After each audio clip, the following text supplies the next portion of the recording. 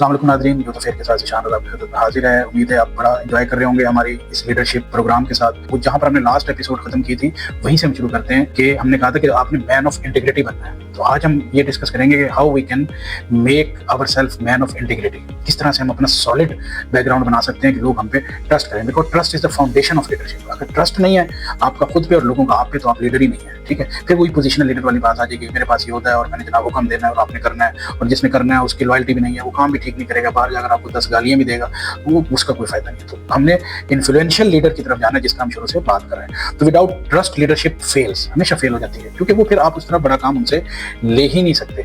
और अगर इंटीग्रिटी नहीं है तो फिर आप स्ट्रॉन्ग लीडर जो है वो नहीं बन सकते, बिकॉज कैरेक्टर क्रिएट क्रिएटिबिलिटी। आपको याद है मैंने शुरू में आपको हज़रत उमर फारूक की एक मिसाल दी थी कि वो वालदा आई और उन्होंने कहा कि जनाब ये मेरा बच्चा मिठाई शुगर ज्यादा लेता है, तो आपने कहा 1 हफ्ते के बाद आना। फिर आपने 1 हफ्ते के बाद वो आई तो फिर आपने बच्चे को कहा बेटा आप ये शुगर ज्यादा यूज ना करें, हेल्थ के लिए बेहतर नहीं। तो उन्होंने कहा आपने पहले भी ये बात कह सकते थे। तो आपने कहा नहीं, पहले मैं ज्यादा खुद यूज करता था तो मैंने पहले उसको खत्म किया। फिर मैंने कहा तो मैन ऑफ कैरेक्टर बनना बहुत जरूरी है अगर आप चाहते हैं लोगों में ट्रस्ट डेवलप हो। तो लीडरशिप स्टैंड्स ऑन ट्रस्ट, ठीक है ना। ट्रस्ट ग्रो फ्रॉम ऑनेस्टी, लोगों के साथ कितने ऑनेस्ट हैं, कितने लॉयल हैं, आपकी रेपुटेशन क्या है, कंसिस्टेंट कितने हैं। ऐसा तो नहीं है कि जनाब एक बार एक छलांग लगाई और उसके बाद फिर बैठ गए, नहीं, कंसिस्टेंट होना बहुत जरूरी है। बार बार उस चीज को जो अच्छा कर रहे हैं उसको करें, एक रेपुटेशन बनाएं ताकि लोग आप पे ट्रस्ट करें। चैलेंजेस क्या हैं अगर आप इसको देखें तो रेपुटेशन स्प्रेड क्विकली, ठीक है ना।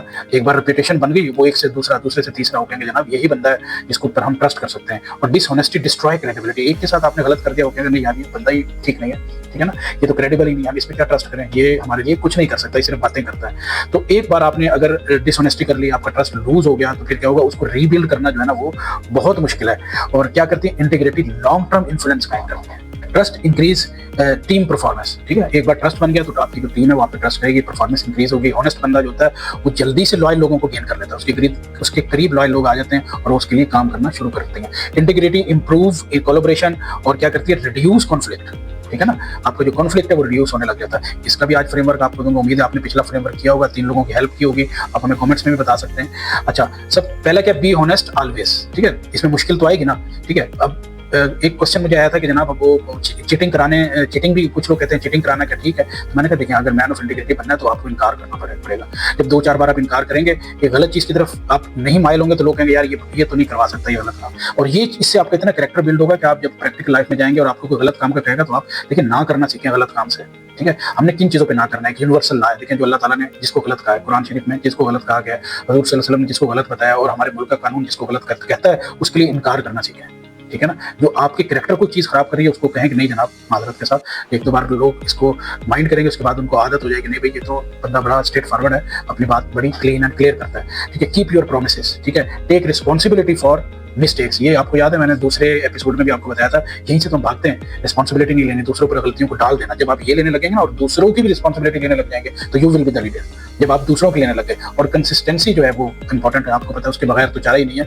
लोग आपको कहेंगे कि यार ये तो बस ज़बानी कलामी बातें करता है। एकेडमिक के अंदर वही अवॉइड चीटिंग से अवॉइड करें, रिस्पेक्ट एकेडमिक रूल, ठीक है, जो रूल है, ठीक है, ओरिजिनल वर्क अपनाते हैं। जो रिसर्च वर्क में आप देखें कि बहुत ज्यादा यही आ रहा है कि जनाब दूसरे का वर्क लिया और देना शुरू कर दिया, जिसकी वजह से ना ही हम इन्वेंशन की तरफ जाते हैं। आपको याद है हमने एक इसमें सेगमेंट स्टार्ट किया हुआ है जिसमें इनोवेशन टू इन्वेंशन का है। बहुत जल्द उसकी भी कुछ एपिसोड आ रही हैं, कुछ नए जो है वो बच्चों के बनाए हुए ऐसे प्रोजेक्ट हैं जो इंशाल्लाह ताला इन्वेंशन की तरफ जाएंगे, आपके लिए हम लेकर आएंगे। और एथिकल स्टैंडर्ड अपने कायम करें, ऐसा ना करें जो आपको जो कहे आप उसकी तरफ चल निकलें, ठीक है। प्रोफेशनल इंटीग्रिटी बहुत जरूरी है। मीट डेडलाइन, अगर बॉस ने कहा है, ऑफिस में कहा है जनाब ये डेडलाइन आपको मीट करें। डिलीवर क्वालिटी वर्क, ऐसा ना करें जान छुड़ानी है जनाब बस। और कम्युनिकेट ऑनेस्टली, अगर नहीं कर रहे हैं तो आप बताएं, ठीक है। आपको छुट्टी चाहिए आप सही चीज बताएं, आपको आपने असाइनमेंट नहीं किया आप सही बताएं, इससे आपकी इंटीग्रिटी बनेगी। वरना वो आपका बॉस, लोग इतने पागल नहीं होते, उनको पता होता है ये किस तरह बिहेव कर रहा है, तो वो फिर उसी तरह से आपको आगे लेकर चल रहे होते हैं। रिस्पेक्ट प्रोफेशनल कमिटमेंट, ये बहुत इंपॉर्टेंट है, ठीक है। अगर आपकी डिपार्टमेंट का, आपकी कंपनी का कोई टारगेट है जो आपने अचीव करना है और आप उससे कमिटमेंट नहीं है, आप कमिटेड नहीं है, तो फिर क्या होगा, वो अचीव नहीं होगा और आप खुद ब खुद आपके जो है ना एक वैल्यू जो है आपके सिस्टम के अंदर कम होना शुरू हो जाएगी। पर्सनल कैरेक्टर बहुत जरूरी है। कंट्रोल ईगो, ईगो को बड़ा, हम बड़े शरीर के लोग ज्यादा इमोशनल हैं, जल्दी गुस्से में आ जाना, जल्दी बह जाना, तो इसको जरा देखें, अपनी ईगो को कंट्रोल करें। आप देख रहे हैं अगर एक चीज सही है लेकिन आपसे वो बंदा ठीक नहीं है, मतलब आपके मुताबिक, लेकिन वो काम ठीक कर रहा है, तो अपनी ईगो कंट्रोल करनी है और उसको अप्रिशिएट करना है। ठीक है, ये नहीं कि जनाब जिस पर गुस्सा आ गया वो मुकम्मल ही गलत हो गया। और ये है कि दोस्तियां बनाएं, दुश्मनियों से बचें। रिस्पेक्ट अदर, हर एक की रिस्पेक्ट करें। जब सबकी रिस्पेक्ट करेंगे तो सब आपकी रिस्पेक्ट करेंगे। इज्जत कराने का फार्मूला यही है कि रिस्पेक्ट अदर। ठीक है, स्टे हम्बल। देखें अल्लाह ताला ही हर चीज को कादिर है, हर चीज को बनाने वाला है। हम तो बहुत आजिज़ हैं, इंसान है, दुनिया में भी थोड़े टाइम के लिए आए हैं, फिर हमने आखिरत में चले जाना है। तो हमारे पास क्या है सिवाय अल्लाह के?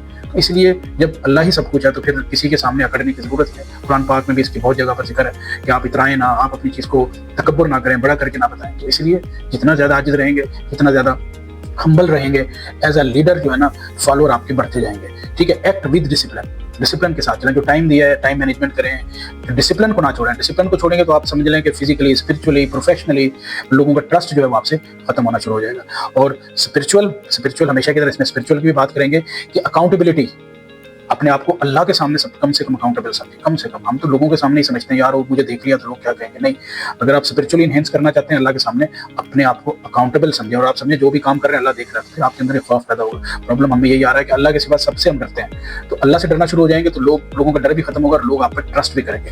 ठीक है ना। उसके बाद क्या है, सच बोलें, अपने तमाम एक्शन में सच बोलें और ऑनेस्ट डीलिंग करें।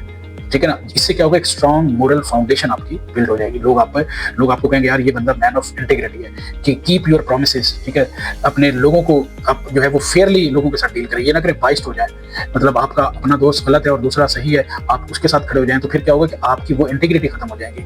ठीक है, सम टाइम आपको बड़ी डिफिकल्ट सिचुएशन आ रही होती है, लेकिन आपको होनेस्ट होना पड़ता है। क्यों होनेस्ट होना पड़ता है? अगर आप लीडर हैं तो आपको होनेस्ट होना पड़ेगा। आज की भी जबरदस्त एक्टिविटी है, राइट योर कोर वैल्यूज। ठीक है, अपने कोर वैल्यूज लिखने की, आपकी कोर वैल्यूज क्या है।